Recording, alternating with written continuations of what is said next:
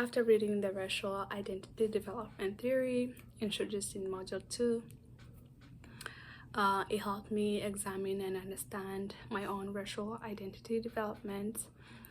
Basically, originally I am from the Democratic Republic of the Congo.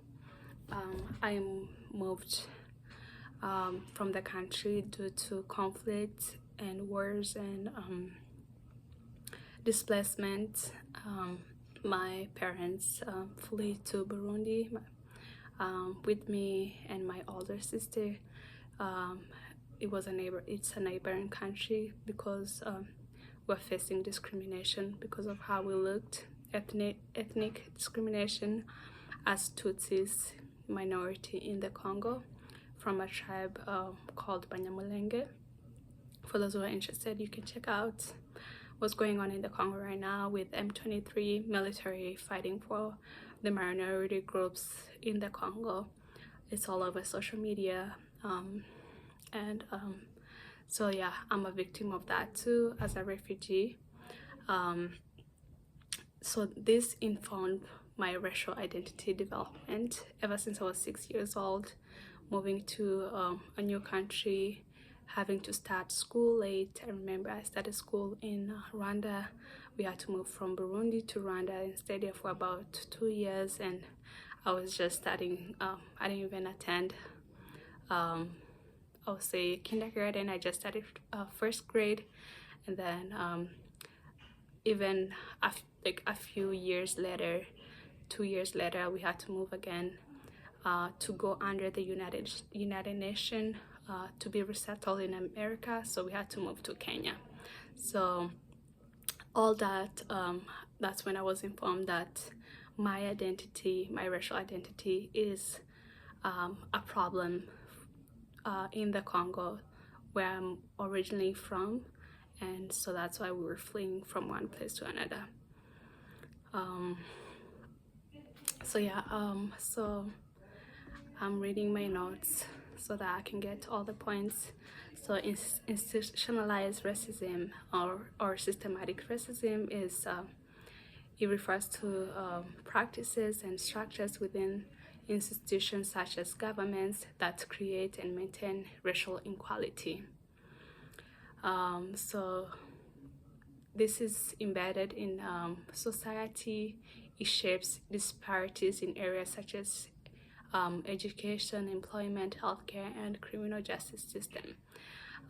Like I said, in the Congo right now, what's going on, the people from my ethnic group, they don't get access. Those who chose to stay in the Congo, they face a lot of discrimination. They don't get jobs, they don't get access to healthcare, they basically, when caught by the local police, they're taken to jail just because they are Tutsis and they don't look like other majority ethnic groups in the Congo. So yeah, so the early experiences shaped me in ways I will only that I have come to understand later in my life. They taught me resilience. They also showed me deep injustices that exist in this world. Now, as I reflect on my journey, I see how institutionalized racism isn't just about individual prejudice. It's about the structures that determine who has access to safety, opportunity, and dignity. For those who are born into privilege, whether due to their race, socioeconomic status, or citizenship, their experiences are vastly different. They may never have to question whether a government policy is denied to exclude them. For instance, I would say for white people in this country, they have mostly all the privileges, so they become kind of not aware of other races that don't have access to all that. So they don't question it.